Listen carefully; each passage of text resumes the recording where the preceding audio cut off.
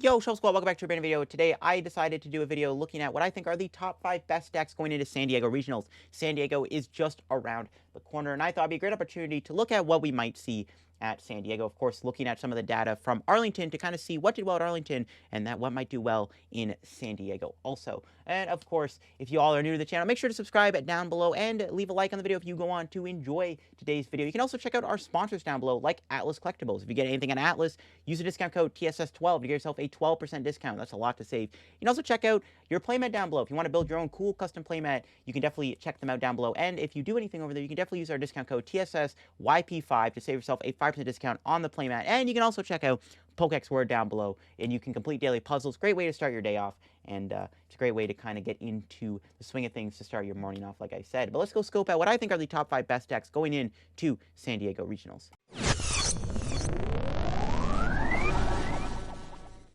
Coming number 5, I've got Palkia V-Star. I think Palkia V-Star is looking pretty good going into San Diego. Now, Palkia did do okay in Arlington. A lot of the lists I am choosing here for this list is going to be from Arlington, and I do think Palkia is actually primed in the meta right now. I think one of the things is that a lot of people are going to look at Arlington's meta, really looking at what did well. I think some of the big kind of stories from Arlington was that we saw Lightning make a resurgence, as a lot of Lugia lists were cutting Dunsparce, and we also saw Lugia start to go away from the lock counters, like cutting the Espeon, not playing Verizia, not playing any other like tech cards like Mr. Rhyme, and just kind of going more towards like Path to the Peak with John Ang's list. We saw Connor winning with a Raikou in his deck, and which that helped quite a bit in the mirror, as again, a lot of Lugia lists were cutting Dunsparce. And if the Lugia lists start to include Dunsparce again, try to counter the Lightning, this could actually open up the door for the potential of Palkia to come back into the meta. Now, I think that Articuno Jelly is going to be another presence in San Diego, and I've noticed a lot of Lugia lists were starting to cut the Espeon, and a lot of the lists weren't even prepared for the Articuno. This could open up the door for Articuno to do well again in the format, as I think a lot of Lugia lists are going to start to adapt to what did well at Arlington, kind of opening the door for Articuno, and I think Palkia Articuno could be a pretty solid deck. We also could see the Frostmoth box deck that uses the Articuno Jelly combo also do well, but I did want to put Palkia on the list. I think Palkia is still really strong. This list at Arlington was the highest place in Palkia list, also used 2 Empoleons, which is really good against Lostbox, and it's okay against Regis, but mainly good against Lostbox, and Lostbox not playing Path is a pretty big deal. I would definitely keep your eye out on Palkia going into Arlington, and I definitely wanted to put it here in the top 5, because I do think that the deck is still legit good, and I think the Articuno, and maybe even the Empoleon, does give the deck a little bit more of an edge right now in the format, so definitely a good deck going into San Diego. At number 5 is Palkia. Coming number 4, I've actually gone with Regis. Regis did pretty good in Arlington. There's a lot of Regis that placed pretty high. I think a lot of Regis' reputation really just came from Lugia cutting Dunsparce out of the deck, because Regis has a pretty good matchup spread across the board. It's, I think, good against Lostbox, especially now that Lostbox is starting to kind of cater towards the Raikou and the Rayquaza build as opposed to the Kyogre build.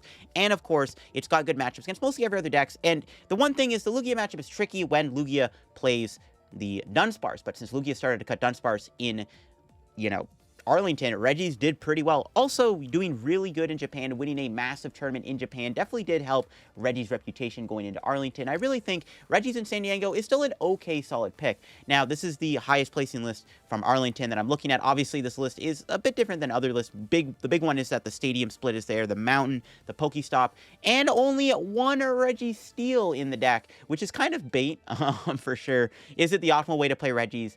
It might not be. Obviously, 2 Registeel might be better than just 1, but this was the highest placing Regi deck nonetheless. I still wanted to highlight the list regardless. But I think Regis is still okay going into San Diego. If Lugia is going to play Dunsparce again, which we will get to that later on the list, obviously, Regis will definitely get hit a little bit hard. But again, with a lot of the big decks in the format, especially with the format kind of being not all over the place, but with a bit of a different variety of decks out there, I think Regis beats a lot of the decks that try to beat Lugia, which is kind of the big thing with Regis. I think it's still a solid pick for San Diego, and obviously I think Lugia is going to start putting Dunsparce back in the deck, but even then, I still think Regis is still a solid deck nonetheless. And I did want to include it here in the top 5. Honestly, if I was going to San Diego, I would probably have brought Regis myself. I do think the deck is still good, and I probably would have played it myself. I'm just going to put that out there right now. I would have played Regis if I was going to San Diego. But yeah, I think Regis definitely deserves a spot on this list still, as it did well in Arlington, and I still think Regis is still going to be good for San Diego, as it beats a lot of the decks that try to beat Lugia, and you might run into a Lugia deck without Dunsparce, which also gives you the advantage. I mean, you can still beat Lugia even with Dunsparce Manaphy in it, because you still force your opponent into a scenario where they have to get Dunsparce Manaphy down, which can, you know, that can be tricky for them to do. Sometimes they don't want to overcommit to that. So definitely Regis, I wanted to include in the top 5. I think it's still a solid deck going into San Diego. Coming in at number 3, I've actually gone with Mew VMAX. Now, Mew VMAX, I think, is still an insane deck going into San Diego, and I think that the optimal way to play Mew is going to have to be with the Path to the Peak disruption engines, because I think Path to Peak is just a really, really good card in the format right now, and Mew being able to abuse Path right now is just insane, and I think Mew VMAX has to play Path, and I think it's the optimal build of Mew over the Meloetta build without Path to Peak. You can still play the Lost City. Drapion's presence will still be good no matter what. You know, Drapion will still be popular, but I really wanted to include Mew on this list because I think that Path Mew is the way to go, whether it be the double turbo build, but you can also play Meloetta Path. I have seen a couple Meloetta Path Mew builds already. Even in person at my locals, people have started to play it and do pretty well with it. So I think that Mew Path is without a doubt the best way to play Mew going into San Diego, and I definitely would say keep an eye out on this deck. It's deadly. Path the Peak Mew with the Judge and the Roxanne and even the Marnie can be very tough to deal with, and it's a scary deck to play against. Being able to control the path with Lost Vacuum, and it's a scary deck, and I definitely want to put it on this list because I think it is very good, and I think that playing a heavy count of Judge is great against the Orangurus, which Lostbox and Lugia both play right now, which is one of the advantages that this Mew deck has, is that Path Judge against Oranguru can be very tough to deal with those decks that try to abuse the Oranguru. So I definitely want to include Mew on this list, and I think that it's still one of the top decks in the format, and I think the Path build is the optimal way to play Mew right now. Whether, again, you're playing it with just double turbo energy or you have the Meloetta fusion package, I think you have to play Path Vacuum in your Mew deck alongside a couple Judge or Marnie to help in those matchups where you can judge path your opponent in the Mew deck and then control the path with your Lost Vacuum. So I had to include Mew on this list. I think it is still a phenomenal deck and definitely is one to watch out for, because the path build is very deadly, and when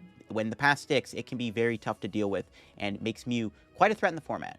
And number 2 is Lostbox. Now, Lostbox is still in a fantastic spot right now, and I think that is great. And there's actually a couple ways to play Lostbox right now. Of course, there is the amazing rare Rayquaza build. This is the highest placing build of Lostbox at Arlington Regionals. But, of course, in 9th place, we had Azul, who got 9th place with the Kyogre build of Lostbox. So, both builds of Lostbox, Kyogre and Rayquaza, in my opinion, are both pretty good right now and are both definitely worth playing. I think that the Kyogre build is still very good, but the Rayquaza build now could be the best build of Lostbox going into San Diego. The Rayquaza build of being able to one-shot anything with amazing Rayquaza is really, really powerful. And again, it was the highest placing Lostbox variant at Arlington. There was actually a couple of amazing Rayquaza decks that did pretty well at Arlington Regionals, but Kyogre still is doing well too in the format. So if you want to play Lostbox, I would definitely kind of practice with both builds going into San Diego. The Rayquaza build does have its weaknesses. I think Rayquaza falls a little bit more to Judge and Marnie as opposed to the Kyogre build, which I think can handle Judge Marnie a little bit better,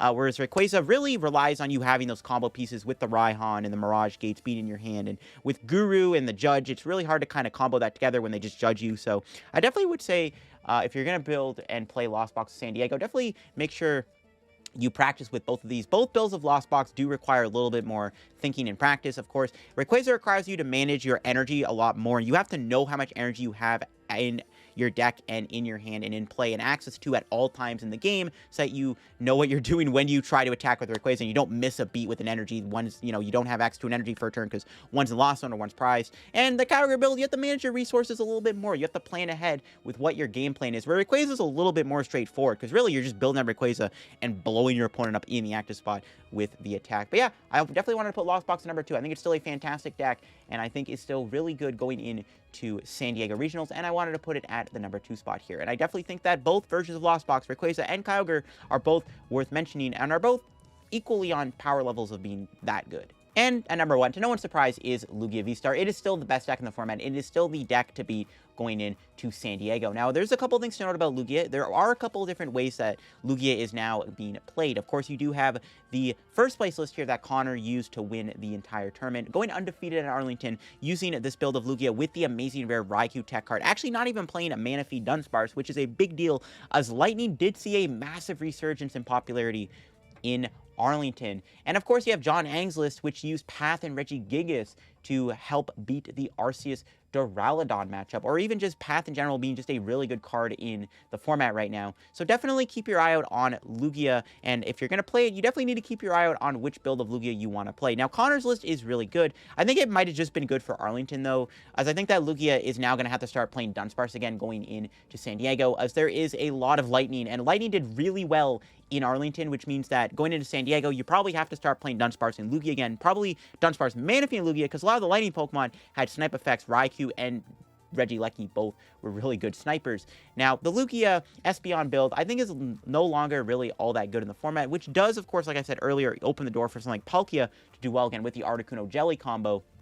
I think Lugia definitely playing Birdkeeper will still be a thing, though, going into San Diego Regional. So definitely keep your eye out on that going into San Diego. But yeah, Lugia is still the best deck.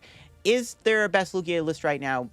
The optimal Lugia list still might be like the straightforward, consistent build here with the Capture Energies and the Yveltal and the Charizard. I don't think Raikou is as good anymore because, again, I think Dunsparce is going to start going back into Lugia list going into San Diego. The John Ang build might also be really good too. Of course, being able to abuse Path of Peak and Lugia is really smart and can help you a lot in a lot of matchups. Path will win you games. Trust me, it will win you games. So I think Lugia definitely is the best deck. And much like Lostbox, there are a couple variants of Lugia that you could try out and play to San Diego with, of course, the Path build and the more just straightforward, streamlined build here of Lugia. So yeah, Lugia is still the best deck going into our San Diego Regionals, and we'll have to see if another new innovative Lugia list pops up in San Diego. I'm sure there will be something coming up, but we'll have to see going into it. Now, there were a couple other decks I did want to mention going into San Diego to keep your eye out on. Some decks that didn't quite make the top 5. I did want to mention Alice Kreckler's Vigavolt deck. I think the Vigavolt Aerodactyl deck is really interesting and has a 50-50 shot of beating Mew or Lugia a lot of the time. I definitely wanted to put that on the list. It is something to watch out for.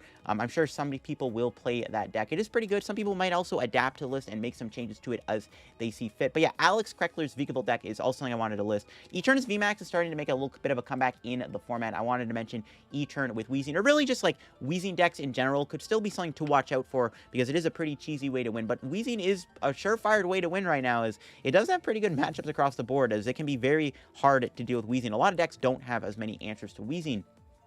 And those were some of the decks I did want to mention to also look out for going into San Diego Regionals. We'll have to see what happens. Who knows? Maybe Arceus will research. Arc Duraludon is another deck I guess you do want to watch out for still going into San Diego. Arc Dura definitely maybe would be like number 7, maybe even number 6 on the list going into San Diego. So definitely keep your eye out on Arc Dura too. But yeah, that is it for the top 5 decks going to San Diego. We'll have to see what people bring to the table and innovate with going to San Diego. I'm sure we will see some sort of innovation going into San Diego. Who knows? Maybe even Control will win again. You never know. I'm excited for San Diego, and I'm excited to see the results and what people bring to the table, because I'm sure there will be some spice at San Diego, and I am excited for it all. But hope you all enjoyed the video here on the Shovel Squad. And if you did, make sure to leave a like on the video and leave a comment down below what you thought of my ranking. Do you agree? Do you disagree with it? What do you think about it? And if you're going to San Diego Regionals, what would you have brought? Or if you are, well, if you're going, don't leak it. But if you were to go, what would you have played? That's the better question. Check out all the sponsors down below and all that good stuff. And I'll catch you all later. See ya. Bye-bye. The Shuffle Squad is proudly sponsored by Atlas Collectibles, the best place to buy any trading card game product online. Visit atlastcg.com and at the checkout screen, make sure to use code TSS12